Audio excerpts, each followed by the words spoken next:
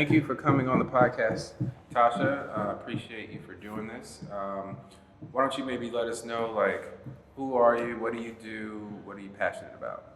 Okay, so my name is Tasha Turnbull. Thank you so much for having me on Hamilton. I greatly appreciate it.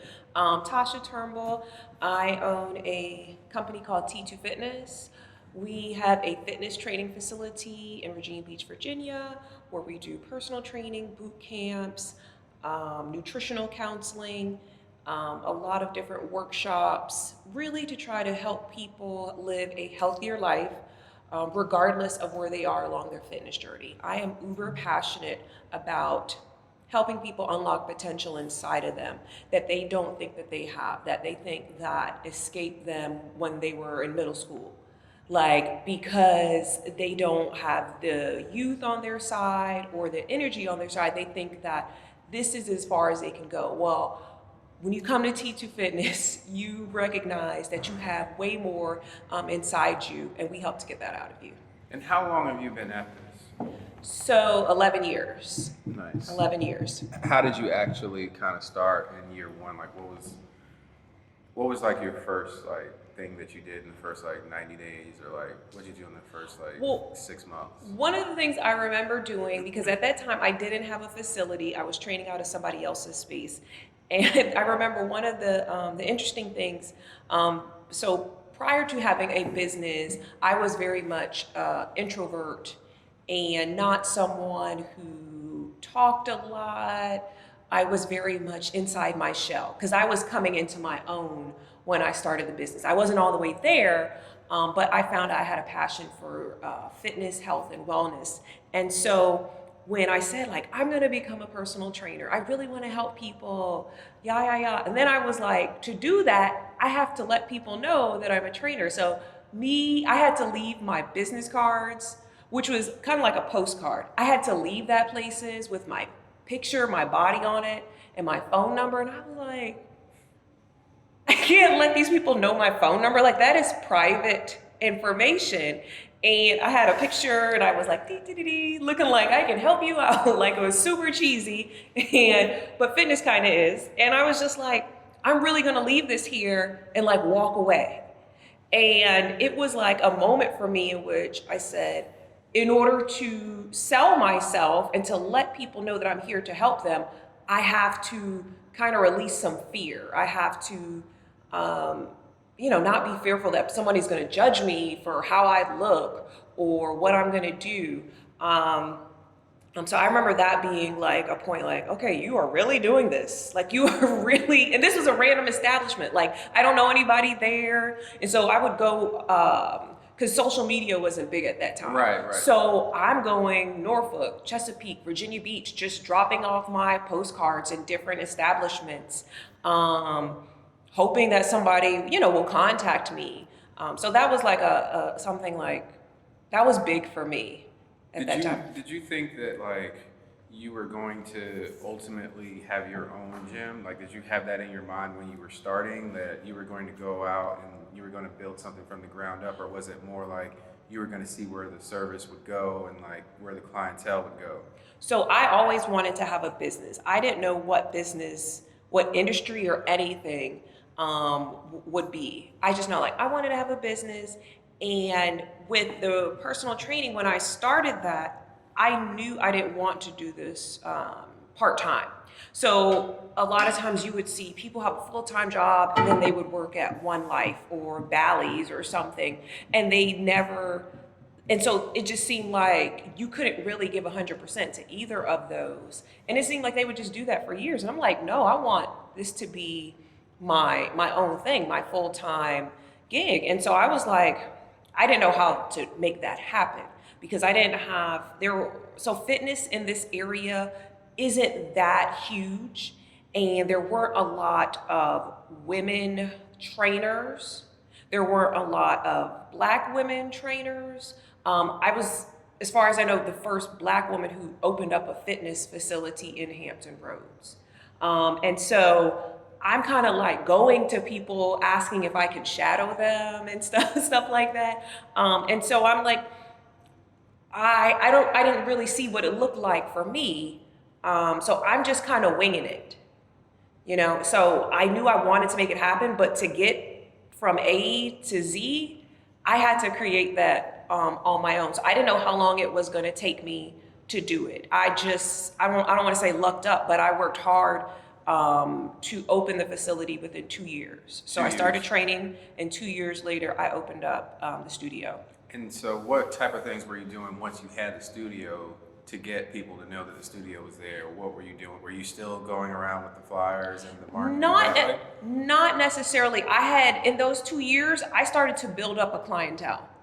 So to start off, like I literally wrote down on a piece of paper, like everybody I know, like every single person. Because, I was told it's kind of like, especially during that time period, it's word of mouth, people finding out about you. So it's like, I need you to tell all your cousins, aunts, and uncles about T2 Fitness. So I would get on the phone, contact people, give flyers to them to give to other people, and just work from there. And I'm from this area, so that had an advantage too. And I think that's what got the ball rolling. Now, when I opened up the facility, I didn't have enough money to cover the costs of running the facility and taking care of my personal expenses. And so I'd say I was maybe like 1,000 to 2,000 short. But I really stepped out on faith to do it, because I was like, I don't know if I'll ever really be ready. And like, people are really, you can't just wait for this perfect, crystal clear time.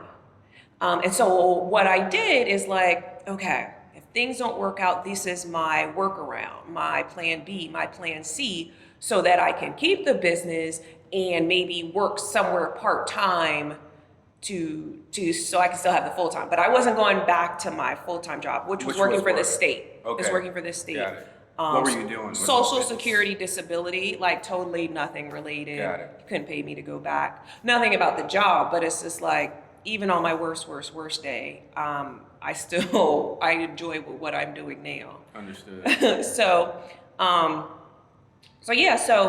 I just provided workarounds for myself in case it happened, and then I didn't need to do that. I never had to use them. Things just worked out.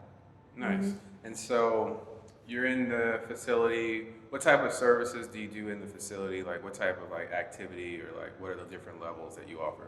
So we mostly host boot camps and personal training. My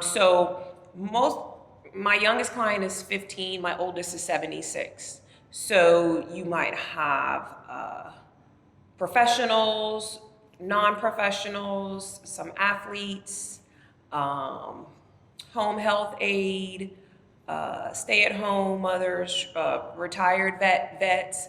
It's a whole wide range of people who come in to utilize the services, and everybody's at different training levels. So I don't necessarily cater to a certain training level. It's more so if you need structure, accountability, and guidance on your fitness journey. So that comes from the workouts that we do, which are strength training related. We have cardio machines. So it's high intensity if you want it, lower intensity.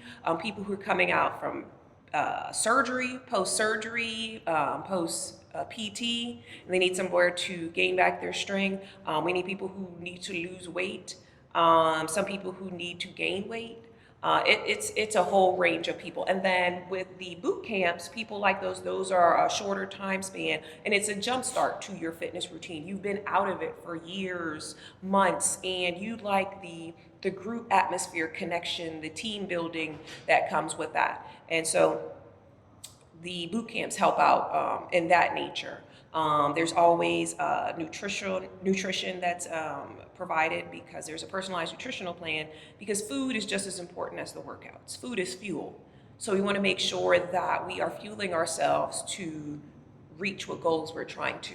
And then there's also a lifestyle wellness mindset type of component, because a lot of what we can achieve in life is dependent upon how our mind is. So we work with people to make sure that they are using their mind, any type of mental issues that they may have, how that can improve their fitness, whether it's with us or whether we refer people out to make sure that they are kind of comprehensively working towards the goal. Yep. What do you think is like kind of the core thing that like clients, when they come to you, like what's something that maybe they should do to prepare themselves mentally, or like how do you become more mentally, I guess, wrapping your mind around like consistent exercise, consistent routines? I know I definitely struggle with it. I mean, I have my mindset on what I want to do, but then what actually happens is a lot different. So like, what do you tell, I guess, potential clients or like existing clients to kind of strengthen their kind of attitude or their behavior around fitness and exercise? That's a great question, Hamilton. So one of the things I would say to people is to remove all of the excess baggage you have from previous failures, or times when you tried in the past and then you stopped for whatever reason. Because people tend to bring that with them, and you are already setting yourself up for failure. You're already setting yourself up to like half-ass the effort, or half-ass how far you think you will go this time period. So you have to really start yourself with a clean slate. And people tend to think negatively upon themselves. You really have to kind of poke your chest out like, I'm a G. Like, and think about all of the positive things that you've achieved thus far in life, because you need that fervor and energy with this, because taking care of our bodies for some strange but not strange reason is very, very hard. Like, people can finish a degree, they can raise a child, but taking care of our own selves have been such an issue for so many Americans in our country that you have to wipe off all the stuff that happened in the past. And then second, I would say, I always ask people, are you really committed to the journey? So I think some people really aren't, like they really want to be, but you already know life is tricky Leroy-ish, okay? So what are we gonna do? Like, who cares that you're busy? Everybody is busy. Like, nobody's at home, like nobody's like that. So despite the fact that you are busy, what are you going to do now on Tuesday night, on Thursday morning? And with that, we want to change what happened in 2019. Know that things are going to come up, but there's always workarounds. And if you're willing to work around, then you will be successful. So those two I would say. And what about like the online component, kind of skipping around for you? Do you have online product, or like do you have online programming that you offer as a part of service or product offering? Like, how do you think about like a website, that kind of thing? So I've had online training, like 4-week, 5-week, or 6-week training programs that I put out prior to. And I don't have a current one, but they're still on my site. But what I do have is virtual personal training. So I have clients right now, Texas, Atlanta, California, and Maryland, like 6 of them.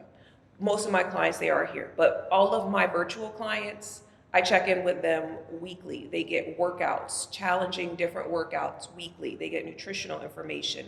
And I'm just as involved with them as they are with me. Those might have been people who found me through other programs that I've had, or they moved out of the area, but they still have, they might not have trained with me, but they started following me because I'm in the area. Then they moved, and they're still trying to work out there, but it's not working. Mm-hmm. So they contact me for online training. But that's what I have right now. Makes sense. Mm-hmm. Do you think that for someone today starting a gym or starting a fitness business, would you start it the same way? Would you kind of like work your way through an existing network and then kind of branch out? Or would it be like direct to consumer first, like all online, and then try to branch out? Like, how would you? That's a really another great question. That's what I'm here for. I'm here to ask questions. I don't know if they're all great questions, but I'm here to ask them. So I would probably do some things differently because fitness looks different now. Yep. looks totally different. And something that I would do is offer. So personal training is what I do more so than boot camps. Although boot camps take place all the time throughout the year, but the format would be something that would be more boot camp first, personal training second. And I'm looking to change that now. So I'm working through that. So I've struggled with that. And I'm looking to do that more so for 2020 and 2021. But it would be more so of a larger group focus. And then if people need personal training, then you have options for that. But I think the group focus is something, one, you make more money in an hour, so you might have to work less hours if you are having more people come in at one time. With personal training, so I don't do one-on-one training, I do small group personal training, but one-on-one training is very much that would not, if someone was coming in as a personal trainer now, I wouldn't advocate for them to do that. It's way, you're missing out on a lot of money that you could have within an hour because you can only devote it to one person. And we have options for that. Like, we're not nail technicians. Like, you can only work on somebody's nails one at a time. But with training, you can train more people in an hour and you make more in an hour. So that would be my focus for that. And which I have now, but you really want to create an experience. So anyone coming in, you just can't be like, give me 2 sets of 15 reps. Do it hard, do it now. All right, now we're gonna come over here and do like, you have to create more of an experience because you're asking people to come to your facility a few times a week for months or for this time. You better make it good. Yep. That's fair. Like, you have to make it fun, exciting. So I make it like fun. People know I'm crazy, you know, like, and I was never the trainer like, you better, like, I'm not screaming at people. But you're gonna laugh. You are gonna laugh at me, you're gonna laugh at yourself. I always have a really good group of people, like they're trying to get through the workout, encouraging one another. And so that kind of comes with how I've set the tone for the room. So you have to be one to control the room. You can't let people control it because then it'll be all over the place. But you have to create an experience for people, and you can charge people for that if you want. But that has to be it because brick and mortar businesses are very much going out of business. Like, every 2-3 weeks, there's some fitness related facility that has closed. And I'm just thankful to be in business for 11 years. Like, people ask me questions that don't even have anything to do with fitness just because I've been in business that long. So I'm grateful, and I want to continue to do more. So I have to step it up. Like, I can't just rely on, you did good this year or you got this award. Like, nobody cares, Yep. you know? No, that makes a lot of sense. What about like a staffing perspective? Do you have staff that you have assisting, or is this solopreneur? How do you think about that? So I have 3 trainers that I will rotate in when needed. So they're all independent contractors. They're not employees, and they assist me with boot camps or personal training. If I'm not going to train for the day or evening, or if I need to speak somewhere, I have them in, and they flow the same way that I do. So I can't have them doing whatever because I need the consistency that for the clients to see that, so they can understand, like, if she's not here, then she's still good. But the thing is, people do gravitate towards T2 Fitness because of myself. So that's a curse and a blessing. But I do have trainers that I do use to assist me. Nice. But I still do most of the training. I still do a good amount of it. Do you get like advice, or do you get mentorship from anywhere? Do you have like people that are in fitness or other industries? I do. I wish I had more in fitness. most of the people that my mentors, they are not in fitness. It's hard to find someone in fitness, just because that's just not heavy in this area. So my mentors, they are great, but it's a little limited in that regard. What are you excited about for this year? So I'm excited about, I'm working on coming out with another product towards the end of the year. I don't want to say, Hamilton, what it is. No, that's cool. I understand. But so I had a fitness clothing line some years ago, and then I also wrote a book talking about my weight loss journey called The Last 10 Pounds, How the Last 10 Helped Me to Lose 100 Pounds. And so I like coming out with products, but I like to stagger them so that I can do enough to promote, cultivate it, speak different places about it and whatnot. So I'm looking for that for 2021. So I'm excited about that. And I'm also excited about wanting to see more of the boot camp that I'm working on. So I tried in 2019, I wasn't all the way successful.